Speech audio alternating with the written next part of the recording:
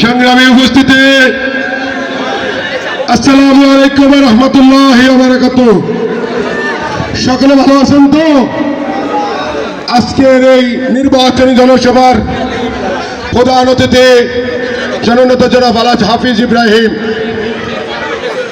আজকে আপনারা যারা এই নির্বাচনী জনসভা সাফল্যমণ্ডিত করার জন্য উপস্থিত হয়েছেন, আমি বাংলাদেশ জাতীয়তাবাদী যুবদল দৌলতখান পৌরসভা শাখার পক্ষ থেকে আপনাদের প্রতি কৃতজ্ঞতা ও ধন্যবাদ জ্ঞাপন করছি।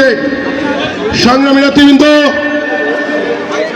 আজকে বক্তব্য দেওয়ার সময় না, আমি শুধু একটি কথাই বলবো, 2001 থেকে 2006 সাল পর্যন্ত আমাদের প্রাণপ্রিয় নেতা জননেতা আলহাজ হাফিজ ইব্রাহিমের সকল উন্নয়ন কর্মকাণ্ডের বিবেচনা করে দ্বাদশ জাতীয় সংসদ নির্বাচনে আগামী 12ই ফেব্রুয়ারি আপনারা সকলে দানের শীষে ভোট দিয়ে আলহাজ হাফিজ ইব্রাহিমকে জয়যুক্ত করে অতিথি নিয়ে দৌলতখান বাহাদুরের উন্নয়নের ধারাকে অব্যাহত রাখার জন্য অনুরোধ জানাবো।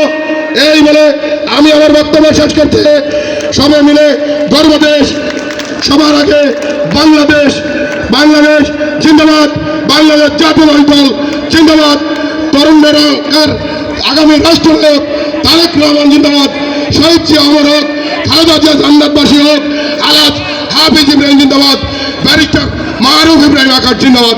ধন্যবাদ, ধন্যবাদ সবাইকে।